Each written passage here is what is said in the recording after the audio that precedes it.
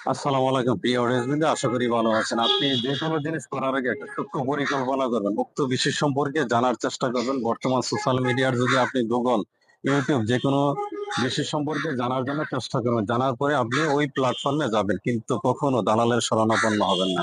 দালালের ফাঁদে পা দিয়েছেন, আপনার জীবন সর্বনাশ, আপনার ফ্যামিলির সর্বনাশ, আপনার আর্থিক অবস্থা লুণ্ঠিত হবে। উক্ত বিষয়গুলো থেকে বাঁচার জন্য আপনি সার্বক্ষণিক যে কোনো কাজ নিজে করার চেষ্টা করবেন।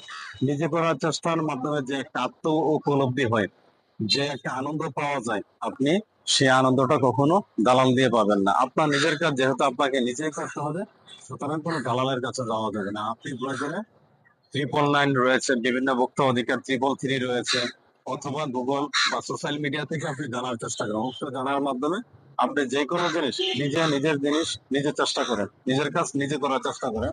কখনো দালালকে প্রশ্রয় দিবেন না। দালালের কাছে যাবেন, আপনি আর্থিক সমর্পণ হবেন। তো ভালো থাকবেন।